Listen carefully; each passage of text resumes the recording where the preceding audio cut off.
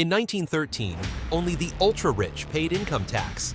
The first tax applied to less than 1% of Americans and took just 1% of income above $20,000, equivalent to $600,000 today. The government promised it would only affect the wealthy and would never expand to ordinary workers. Today, nearly everyone pays income tax. The government takes 10 to 37% of your income before you even see it. The average American works until mid-April just to pay taxes. What was sold as a temporary measure for the super rich has become a permanent burden on everyone. This isn't an accident. It's the pattern of every government tax. Start small. Promise it's limited. Expand relentlessly until it affects everyone. The income tax went from only millionaires to everyone with a job in less than 50 years. This is the story of how the federal income tax was created, how every promise made about limiting it was broken, and why once government gets the power to take your money directly, that power only expands. For 137 years, America had no federal income tax. From the Constitution's ratification in 1789 until 1913, the federal government funded itself entirely through tariffs, excise taxes, and land sales. Tariffs on imported goods provided most revenue. Duties on alcohol and tobacco added more. When the government needed extra funds, it sold Western lands. This system worked because the federal government was small, handling defense, foreign affairs, and little else. During the Civil War, Congress passed the first income tax in 1861 to fund the war effort. It was explicitly temporary. Rates were low, 3% on income over $800. After the war ended in 1865, the tax was allowed to expire in 1872. The precedent was set. Income tax was an emergency measure, not permanent policy. For the next 40 years, America returned to its tax-free status. The economy boomed, immigration surged, infrastructure expanded, all without income tax. The government collected about 3% of GDP in revenue, enough to fund its limited operations. The wealthy hated tariffs because they raised import costs. Progressive reformers hated tariffs because they disproportionately burdened the poor, who spent larger portions of income on taxed goods. Both groups began pushing for income tax as an alternative, though for different reasons. The Constitution had a problem. It required direct taxes to be apportioned by population. An income tax was a direct tax but couldn't be apportioned, making it arguably unconstitutional. In 1895, the Supreme Court struck down an income tax law for this reason. To get around the Constitution, income tax advocates needed an amendment, and in 1909, they started the campaign that would give government permanent access to your paycheck.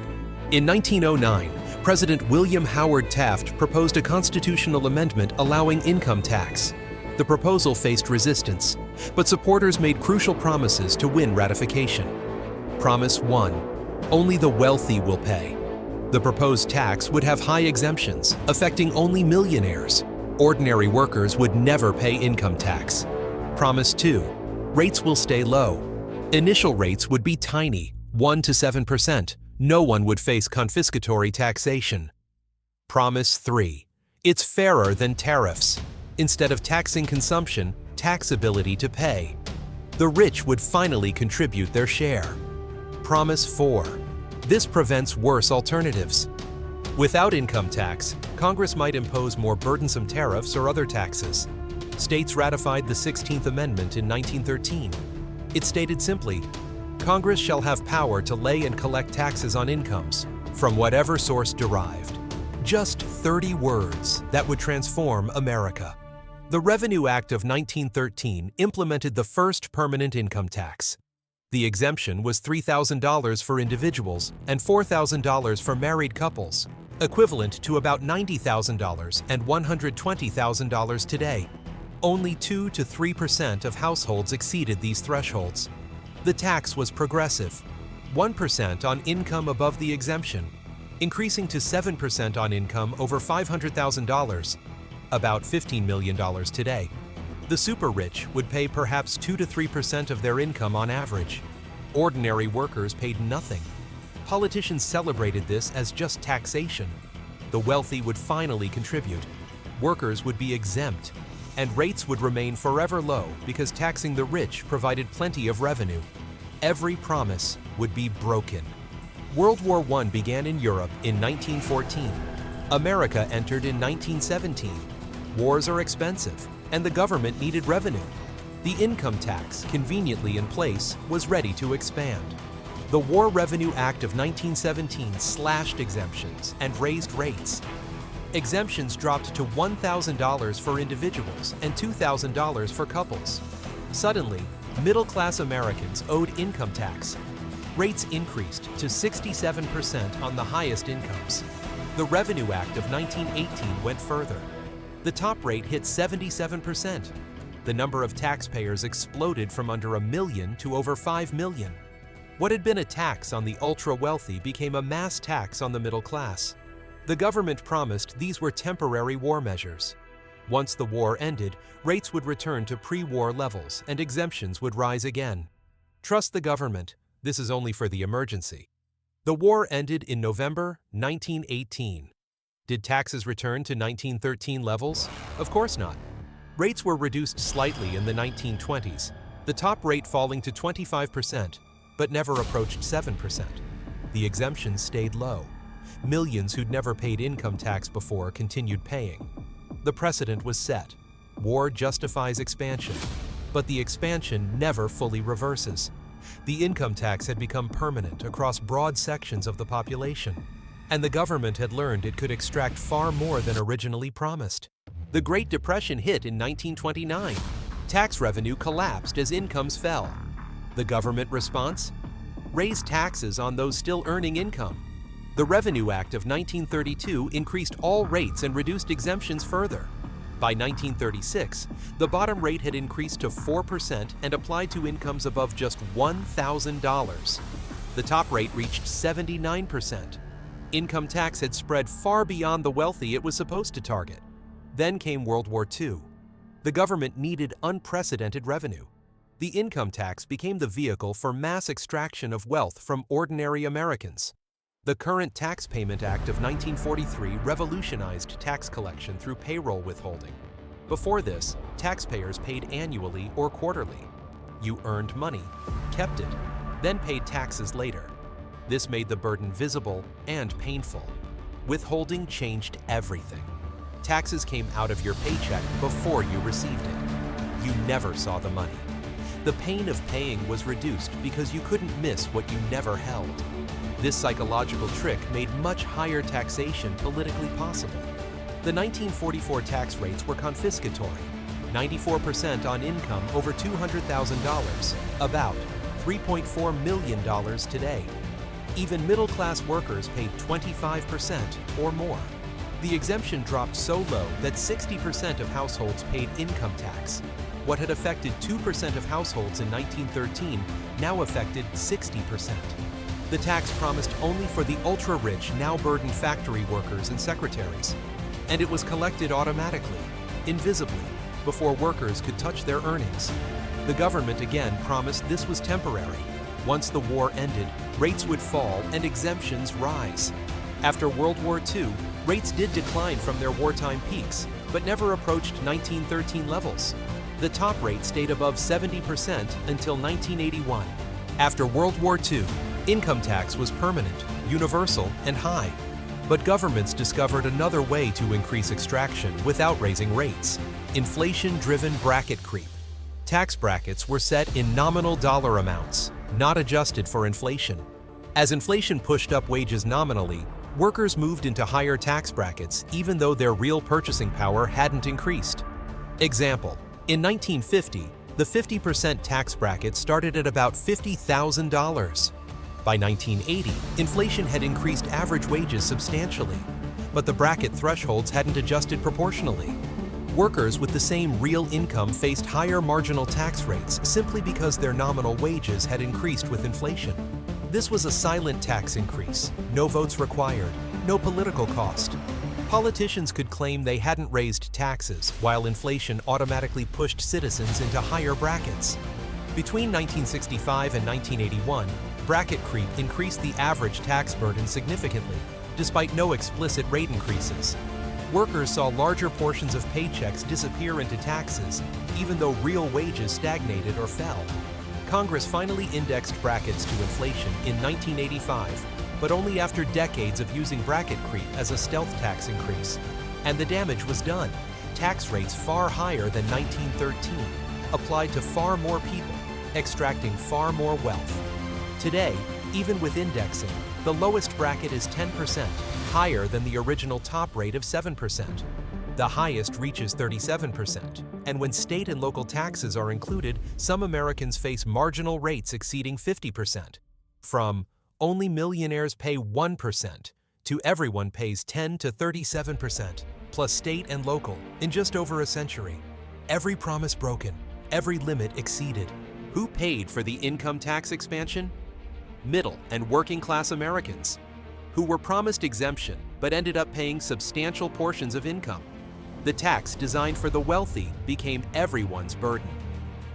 Future generations, who inherited a system where government automatically extracts wealth before citizens see it. The precedent of withholding makes resistance nearly impossible. Small business owners, who face complexity, compliance costs, and higher effective rates than large corporations with armies of tax lawyers and offshore strategies. Savers and investors, who face double taxation, income tax when earned, capital gains tax when invested, estate tax when passed to heirs. Who profited? Government at all levels gained unlimited funding mechanism. Federal spending increased from 3% of GDP in 1913 to 25% today. Income tax enabled the massive expansion of federal power. Politicians, who could promise benefits funded by taxing the rich while actually taxing everyone. The complexity of the tax code allows hiding who really pays. Large corporations. That shaped tax law through lobbying. Deductions, credits, and loopholes favor those with resources to exploit them. Small competitors face higher effective rates. Tax professionals, who built an entire industry on complexity. Accountants, lawyers, software companies all profit from incomprehensible tax law. The wealthy, ironically, often pay lower effective rates than middle class through sophisticated planning, despite higher marginal rates. Warren Buffett famously noted he pays a lower rate than his secretary. In 1913, income tax affected 2% of households at 1 to 7% rates. Promised to stay limited, only for the ultra-wealthy, never ordinary workers. World War I expanded it to millions at rates up to 77%. Promised to be temporary, never reversed. World War II made it universal at rates reaching 94%, and introduced withholding to make extraction invisible. Promised to be temporary, never reversed. Bracket creep silently raised rates for decades without votes or transparency. Today, nearly everyone pays 10 to 37% federal income tax, plus state and local taxes, plus payroll taxes, plus sales taxes. The average American works until April just to cover tax obligations. The pattern is universal. Government taxes start small, promise limitations, expand relentlessly until they burden everyone. Every temporary tax becomes permanent. Every limited tax becomes universal. Every low-rate tax increases. This isn't unique to income tax. Social Security started at 2% combined rate, now 12.4%. Medicare started at 0.7%, now 2.9%. Every government program expands beyond original promises. Never trust promises about temporary or limited taxes. Once government gains power to tax, that power only expands. The income tax proves this absolutely. Complexity serves government, not citizens. The tax code exceeds 70,000 pages because complexity hides extraction and creates dependency on experts. Simple systems are transparent. Complex systems enable abuse. Withholding was the key to unlimited taxation. When government takes money before you see it, resistance is minimized. The psychological trick enables extraction that would be politically impossible if you had to write a check. Every expansion was justified by crisis, war, depression, deficit. Crises enable power grabs that never reverse. The next crisis will justify further expansion, just as previous ones did. The only protection is vigilance and structural limitation. Once power exists, it will be used. The income tax could have been limited by requiring supermajorities for increases, sunset provisions, or constitutional rate caps. None of these protections exist, so expansion was inevitable. In 1913, Congress promised income tax would only affect the ultra-wealthy, rates would stay low, and ordinary workers would never pay. Within 30 years, it affected everyone at confiscatory rates with automatic withholding. Every promise was broken. Every limitation was exceeded. Every temporary measure became permanent. The tax that was supposed to make the rich pay became a burden on everyone. This wasn't accident or mission creep. It was the inevitable result of giving government power to tax income. Once that power existed, expansion was certain. Wars, depressions, and deficits provided justification. But the pattern would have played out regardless. History doesn't repeat, but if you don't understand it, it will crush you all the same. The income tax went from affecting 2% at low rates to affecting everyone at high rates, because governments always expand power once granted. The only question is whether citizens recognize the pattern before the next expansion. If this gave you a new perspective, hit subscribe. History has the answers, and I'll show you where to look.